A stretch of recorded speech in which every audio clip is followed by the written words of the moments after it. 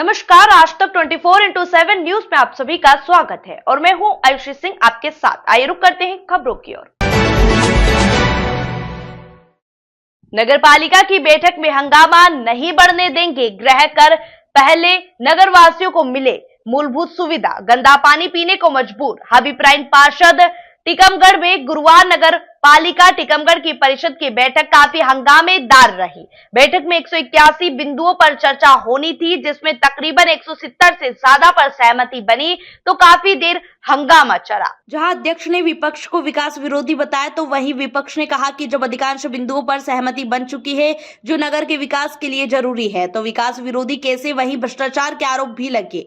वहीं जब गृह कर बढ़ाने की बात हुई तो पार्षद हबीबराइन ने विरोध किया और कहा कि जब नगरवासियों को मूलभूत सुविधा नहीं दे पा रहे हैं तो जनता को और बोझ क्यों बढ़ाया जाए। आज भी नगर के लोग गंदा पानी पीने को मजबूर, जलकर भी कम नहीं कर पा रहे हैं। 3 दिन में 1 दिन पानी मिलता, उसमें कभी लापरवाही के चलते 4 से 5 दिन में पानी मिलता है। हबीबराइन ने यहां तक कह दिया कि नगर में विकास कार्य नहीं हो पा रहे थे, इसलिए वहां कांग्रेस छोड़कर भाजपा में आए हैं ताकि नगर के विकास में सहयोग कर सके। वहीं आज जो निर्माण होने उसमें कहीं सड़क आज भी सही है लेकिन उन्हें पुनः निर्माण कराया जाना है।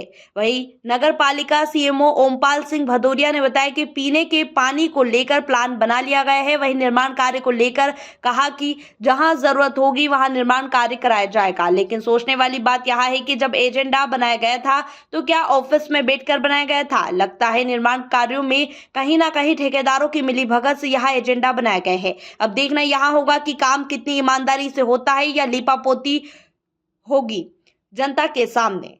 फिलहाल सफाई व्यवस्था, रोड लाइट और पीने के पानी की व्यवस्था से जनता परेशान है। सर, आज जो बैठक की गई इसमें कितने मुद्दे सामने आए उन पर सहमति बनाई गई?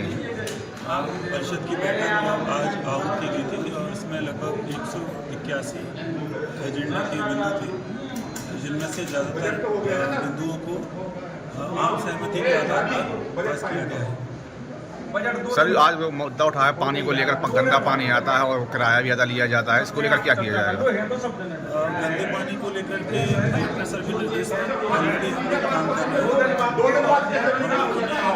जो अभी प्लांट है हमारा उसको साफ कराया है और इसके साथ साथ जो नालियों में पाइपलाइन पड़ी हुई है उसको लेकर के और टंकियाँ जो हमारे वार्डों में स्थित हैं उनको लेकर के हम लोग एक कार्ययोजना तैयार कर रहे हैं कि उन लाइनों की शिफ्टिंग कर सकें जो नालियों में पड़ी हैं और साथ में जो हमारी टंकियाँ लंबे समय से साफ नहीं हुई वार्डों को तो हम साफ करा सकें। ये हमारी जिम्मेदारी है कि हम लोगों को साफ स्वच्छ पेयजल घर तक उपलब्ध करें। सर, परिषद अंतर्गत जितनी भी दुकानें हैं सर, अधिकांश दुकानों में सर कब्जा है, उनका कोई वसूली नहीं हो रही है। इस संबंध में हम सर्वे कराकर ऐसे दुकानों को चिन्हित करेंगे और जिन लोगों के प्रीमियम जमा नहीं है और जिन लोगों के द्वारा किराया जमा नहीं किया गया है और अन्य जो भी इस संबंध में अनियमितताएं हैं। सर, अब एजेंडे में जो निर्माण बैठक में बजट को लेकर के सभी की सहमति है। उनमें उन लोगों ने कुछ समय मांगा है कि बजट को लेकर के हमें इसमें कुछ हमारी क्वेरीज है तो उनका निराकरण करके फाइंड अप करें। सीएमओ साहब, जैसे कि वार्डों में सड़कें और नालियों का टेंडर डरा था और सड़कें खराब घटिया निर्माण की तरह नालियाँ बनाई गई थी, क्या उनकी जांच का होगी? निश्चित होगी। इसमें हमारे सम्मानित पार्षदों ने जो कुछ विशिष्ट जो कार्य उन लोगों ने चयन किए हैं उनकी हम लोग जांच करा के उस पर कार्रवाई करेंगे, जिसकी भी गलती होगी उस पर कार्रवाई करेंगे। सर, एजेंडे में जो निर्माण कार्य के लिए कहा गया है सर, कई जगह देखा गया कि रोड आज भी सही है, कुछ दिक्कत नहीं है, उनको दोबारा बनाने का शासन के पैसा का दुरुपयोग करने का क्या कारण है? इसमें भी अगर कोई आकर जमीनी स्तर पर जाकर क्यों नहीं देखा गया? अगर इसमें भी कुछ ऐसी जानकारी संज्ञान में आती है तो उस कार्य को निरस्त किया जाएगा और उसमें पुनर्निर्माण की कोई आवश्यकता प्रतीत नहीं होती है तो ऐसे काम को नहीं कराया जाएगा। Thank you sir. Thank you sir. और फिर भी कहा थी यहाँ पर आपके द्वारा आवाज दिखाई गई, क्या कहना चाहिए? आप हमारे नगर के सम्मानित पत्रकार बंधु हो, आप सभी को मालूम है कि पिछले 2-2.5 साल से नगर की जो व्यवस्थाएं खराब थीं उनको सही करने के लिए हमको नए जो सीएमओ मिले हैं, पूरे सदन ने विश्वास के साथ ये कहा कि नए सीएमओ के स्वागत के साथ नगर का भी हम विकास कराएंगे। लेकिन हम लोगों के ऊपर एक इल्ज़ाम लगाया जैसे ही सदन चालू हुआ कि हम लोग नगर विकास के जो है हितैषी नहीं हैं। हम नगर, आपकी मीडिया में आया ये बात लेकिन हमको ये बतलाएं कि 181 बिंदुओं में आप लेके जा रहे हैं, कितने पास किए? 170 पास हुए। अब जिन बिंदुओं को हम लोगों ने नकारा उनमें सहमति हमारे कांग्रेस पार्टी के भाइयों ने भी दी और उसमें चेयरमैन साहब ने भी दी कि नहीं, इन बिंदुओं को रोका जाए।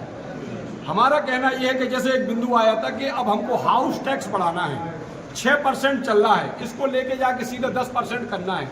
हम जिस नगर को 2.5 वर्ष में 150 रुपए का नल का बिल नहीं दे पाए, पेनाल्टी उनकी हम माफ नहीं करा पाए, पर डे पानी नहीं दे पाए, जिनको हम जो है स्वच्छ पानी नहीं दे पाए, हम उनको हाउस टैक्स नहीं बढ़ने देंगे।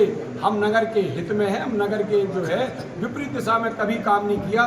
भारतीय जनता पार्टी के एक कार्यकर्ता होने के नाते देश के प्रधानमंत्री जी ने अमृत योजना के तहत करोड़ों रुपए का बजट, 32 करोड़ रुपए का बजट नगर पालिका टीकमगढ़ को दिया, लेकिन आज तक हमने उसका इस्तेमाल नहीं कर पाया। इसके बाद कई और भी योजनाएं हैं, करोड़ों रुपए की मध्य प्रदेश शासन की। इसमें गलती किसकी है? किसकी गलती है? आप किसको मानते हैं? आप किसको मानते हैं? कल तक सदन में कौन था बहुमत में? कौन था कल तक बहुमत में? हम लोगों 6 लोगों को मैदान क्यों छोड़ना पड़ा कि नगर का विकास नहीं होता था? आज नगर के विकास के लिए हम भारतीय जनता पार्टी की सोच के साथ हम चेयरमैन साहब का भी सहयोग करेंगे, हम कांग्रेस पार्षद के लोगों का भी सहयोग करेंगे, लेकिन नगर की जनता को दुखी नहीं होने देंगे। और जहां नीति गलत होगी वहां कोई भी हो उसका हम विरोध करेंगे। धन्यवाद। नीतीश कुमार रजक की रिपोर्ट।